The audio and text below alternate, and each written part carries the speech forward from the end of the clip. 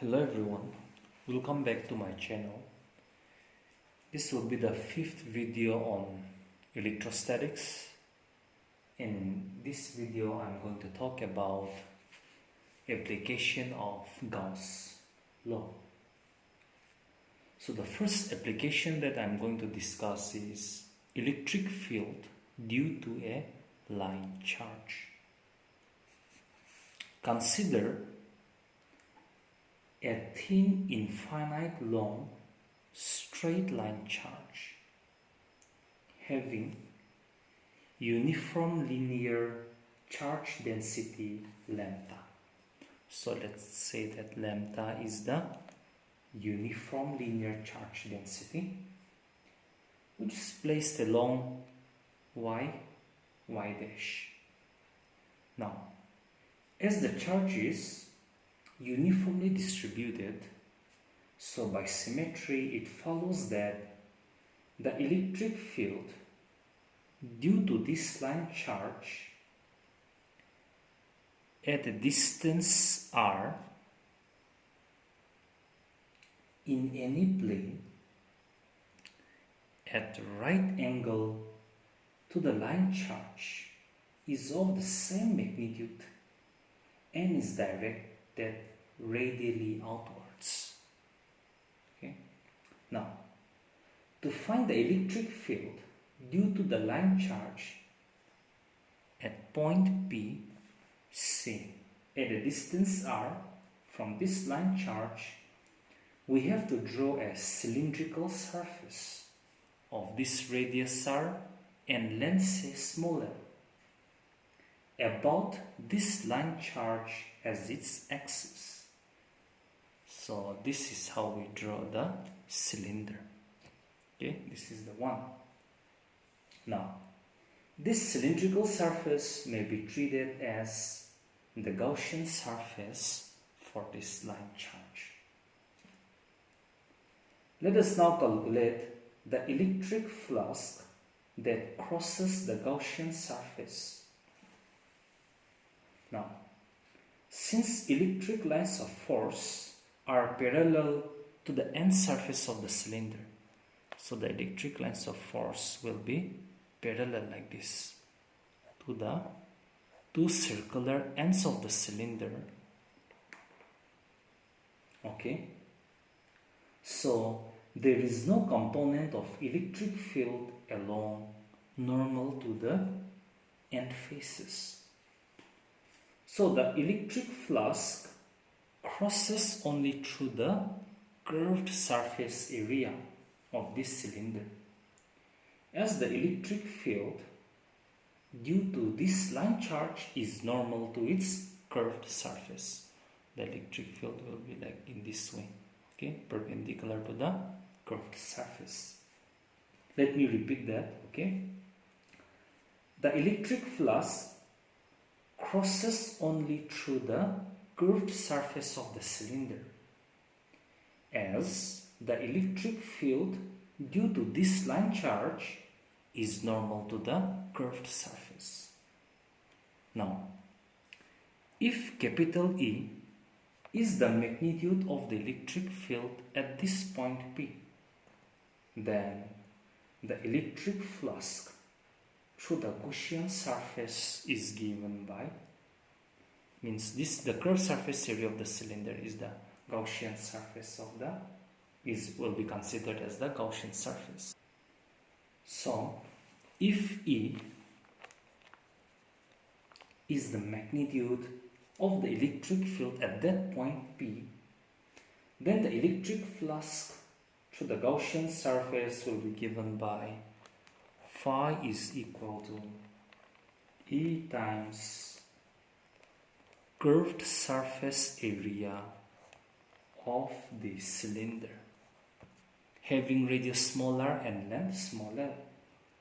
So your phi will be E into curved surface area of cylinder 2 pi RL, where R is the radius and L is the length of the cylinder. So that's equation 1. Now, according to Gauss theorem, according to Gauss theorem. According to Gauss theorem, we have phi Gauss theorem, phi is equal to 1 by epsilon naught times the charge enclosed. So 1 by epsilon naught times q. Now, since lambda is the uniform linear charge density, therefore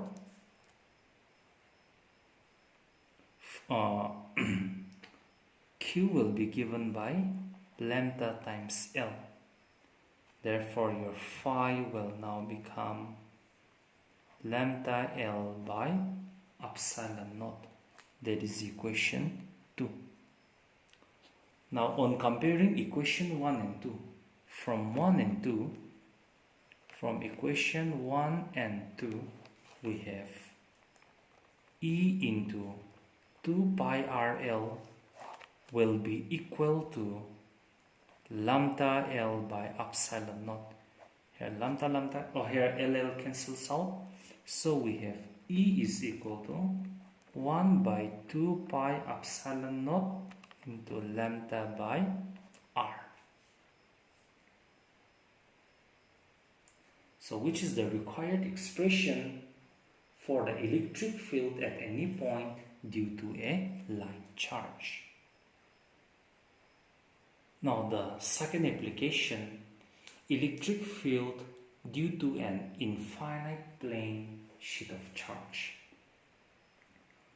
Consider an infinite thin plane sheet of positive charge having uniform surface charge density sigma on both sides of the sheet. That means on the front and on the back. Now here also by symmetry it follows that the electric field is perpendicular to the plane sheet of charge and is directed in outward direction like this. Okay, like this.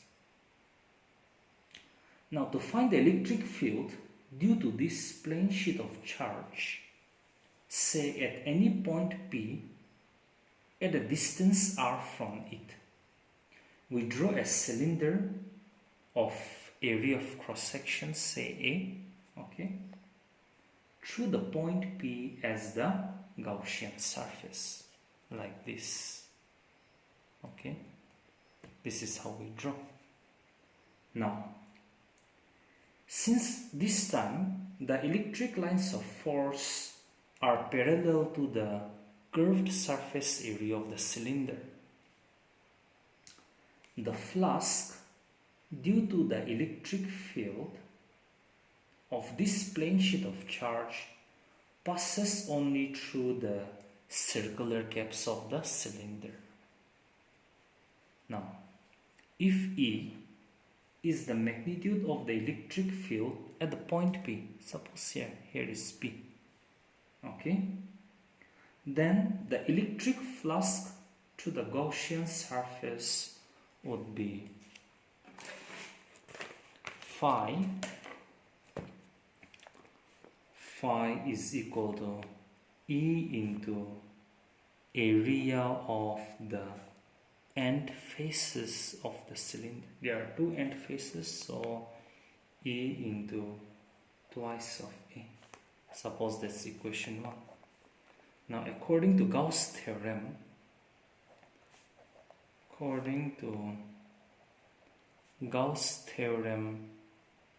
we have phi is equal to 1 by epsilon naught times the charge enclosed.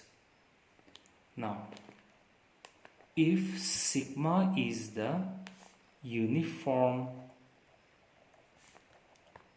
surface charge density, then in that case sigma will be given by sigma will be given by Q by A, or your Q will be sigma A. Therefore, phi will become sigma A by epsilon naught from the above equation. So that's equation number 2. So from equation 1 and 2, E times twice of A will be sigma A by epsilon naught. A cancels out here. So this implies E is equal to sigma by twice epsilon naught. Thus, we find that the magnitude of the electric field at a point due to an infinite plane sheet of charge is independent of its distance from the sheet of charge.